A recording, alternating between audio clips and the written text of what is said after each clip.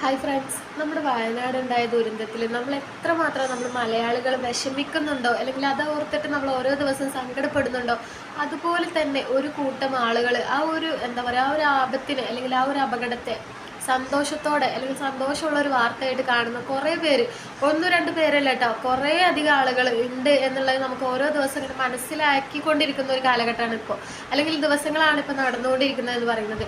ഇപ്പം നമുക്കറിയാം കുറേ ആളുകളായി ഇത്തരത്തിലുള്ള മോശം കമൻറ്റ് നമ്മുടെ വയനാടിനെ കുറിച്ചിട്ട് ഇട്ടിട്ട് ഇങ്ങനെ ഓരോ ആളുകൾ വരുന്നുണ്ട്. ആരും നമുക്കറിയാം, ഒരു അമ്മ കുട്ടികൾക്ക് വേണമെങ്കിൽ അമ്മിഞ്ഞപ്പാൽ വേണമെങ്കിൽ അറിയിക്കൂ എന്ന് എത്രയധികം എന്താ പറയുക, ഒരമ്മമാരും പറയാത്ത തരത്തിലുള്ള ഒരു കാര്യം പറഞ്ഞിട്ട് പോലും അതിനടിയിൽ വന്നിട്ട് ഒരു നെഗറ്റീവും മറ്റുള്ള എന്താ പറയുക അവരുടെ ഓരോരുത്തരുടെ ആവശ്യങ്ങൾ എന്താ പറയുക മോശമായ രീതിയിൽ വന്നിട്ട് കമൻ്റ് ഇടുകയും ചെയ്ത ഒരുപാട് ആളുകളെ നമ്മൾ കണ്ടു. അതുകൂടാണ്ട് ഈ ദുരന്തത്തിൽ കുറേ ആളുകൾ, വയനാടുണ്ടായ ദുരന്തത്തിൽ കുറേ ആളുകൾ മരിച്ചിട്ടുണ്ടായിരുന്നു, നമുക്കറിയുന്ന ഒരു കാര്യമാണ്. അപ്പോൾ അതിൽ സന്തോഷിക്കുന്ന വ്യക്തികൾ എന്ന് വെച്ചാൽ എൻ്റെ കുടുംബക്കാർ അതിലുണ്ടായിരുന്നു, എനിക്കിഷ്ടമില്ലാത്ത കുറേ വ്യക്തികളുണ്ടായിരുന്നു. അപ്പോൾ അവരൊക്കെ മരിച്ചതിൽ എനിക്ക് സന്തോഷമാണ് എന്ന് പറഞ്ഞിട്ടുള്ള ഒരാൾ, എന്താ പറയുക, അവർ മരിച്ചതിൽ അയാൾക്ക് സന്തോഷം. തനിക്ക് ഇഷ്ടമില്ലാത്ത കുടുംബങ്ങൾ അതിലുണ്ടായിരുന്നു, അപ്പോൾ അവരത് ആ ഒരു ദുരന്തത്തിൽ മരിച്ചതിൽ താൻ ഒരുപാട് സന്തോഷിക്കുന്നു പറഞ്ഞിട്ട് വേറൊരാൾ. അത്തരത്തിൽ പല കമൻറ്റുകൾ. പിന്നെ നമ്മളിപ്പോൾ അടുത്തിപ്പോൾ നമ്മൾ പറഞ്ഞിട്ടുണ്ടായിരുന്നു, റിനോയിലാവെന്ന് പറഞ്ഞൊരു പയ്യൻ ഈ ദുരന്തത്തിൽ മരിച്ചവരുടെ വിഷമം കേട്ടിട്ട് പൊട്ടിച്ചിരിക്കുക. ആ ഒരു വ്യക്തിക്ക് ആ ചിരി, അവൻ്റെ ചിരി കൺട്രോൾ ചെയ്യാൻ പറ്റാതെ മറ്റുള്ളവരുടെ വിഷമങ്ങൾ പറയുന്നത് കേട്ടിട്ട് അവൻ പൊട്ടി ഇരുന്ന് ചിരിക്കുന്നു.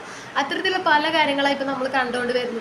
ഇത് ഒന്നും രണ്ടിലൊന്നും തീരുന്നില്ല കേട്ടോ, ഇതിങ്ങനെ നടന്നുകൊണ്ട് വരികയാണ്. സത്യം പറഞ്ഞാൽ ഇത്രയും പ്രശ്നങ്ങൾക്ക് ഇതിലും ഇങ്ങനെ ചിരിക്കാനും സന്തോഷിക്കാനും കഴിയുന്ന ആളുകളുണ്ട് എന്ന് നമ്മളിപ്പോൾ മനസ്സിലാക്കിക്കൊണ്ടിരിക്കണം.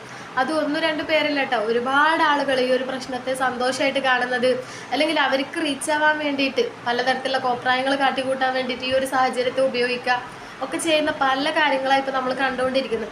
അപ്പോൾ പല ആളുകളും അവർക്കുള്ള പണികൾ വന്ന് കൊടുത്തുകൊണ്ടിരിക്കുന്നുണ്ട്. ഇതുപോലെ അമ്മിഞ്ഞപ്പാൽ വേണമെന്ന് പറഞ്ഞ ആളെ കണക്കിന് കൊടുത്തിട്ടുണ്ട്, ഇനി ഒരിക്കലും അവൻ ചോദിക്കാത്ത രീതിയിലുള്ള കൊടുത്തിട്ടുണ്ട്. അതുപോലെ തന്നെ ഇങ്ങനെ ഓരോ കമൻറ്റ് ഇടുന്നവർക്ക് ഇട്ടിട്ട് ഓരോ പണികൾ കൊടുക്കുന്നുണ്ട്. പോലീസ് കേസായിട്ടും ആളുകൾ വിളിച്ച് ഭീഷണിപ്പെടുത്തും കാര്യങ്ങളൊക്കെ ആയിട്ട് പലതരത്തിൽ നടന്നുകൊണ്ട് വരികയാണ്. ഇപ്പോൾ ഇത്തരത്തിൽ കമൻറ്റ് ഇട്ട ഒരാളെ വീട്ടിൽ കയറി വെട്ടി തന്നെ പറയാട്ടാ. എന്നുവെച്ചാൽ അയാൾ ഇതുപോലെ തന്നെ ഒരു മോശമായിട്ടുള്ള കമൻറ്റ് നമ്മുടെ വയനാടിനെ കുറിച്ചിട്ട് സമൂഹ മാധ്യമങ്ങളിൽ ഇട്ടിട്ടുണ്ടായിരുന്നു. അപ്പോൾ അതിന് രണ്ടാളുകൾ മുഖംമൂടി ധരിച്ചിട്ട് അയാളുടെ വീട്ടിൽ കയറി ആക്രമിച്ച് കയറി എന്ന് പറയണം.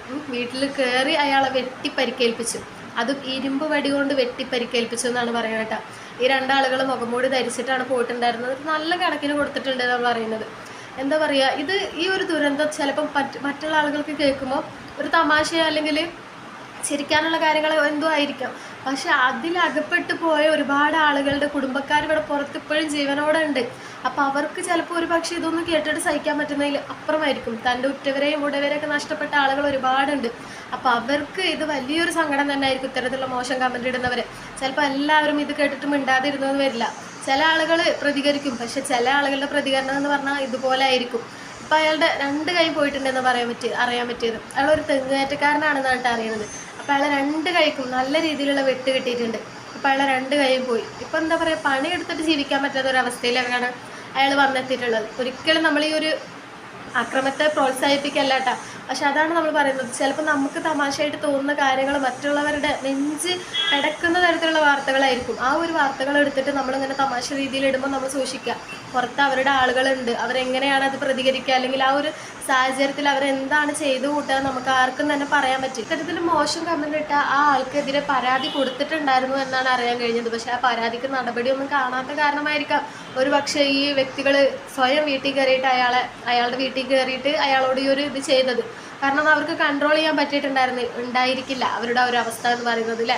നമുക്കെല്ലാവർക്കും നമ്മുടെ ഒരു കുടുംബം നഷ്ടപ്പെടുക എന്ന് പറയുന്ന ഒരു വേദന നമുക്ക് മനസ്സിലാവുന്ന അത്ര മറ്റൊരാൾക്ക് മനസ്സിലാവണമെന്നില്ല.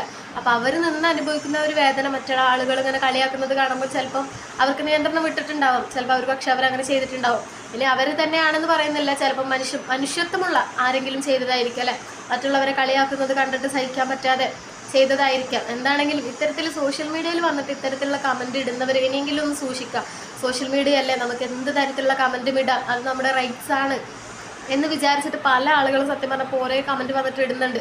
പക്ഷേ ഇപ്പോൾ നിങ്ങൾ ശ്രദ്ധിച്ചോളൂ, ഇനി നിങ്ങൾ എത്തരത്തിലുള്ള കമൻറ്റാണ് ഇടുന്നത്, അത് മോശമായിട്ടുള്ള കമൻ്റ് ആണെന്നുണ്ടെങ്കിൽ അപ്പം തന്നെ നിങ്ങൾക്കുള്ള പണി വരുന്നതായിരിക്കും.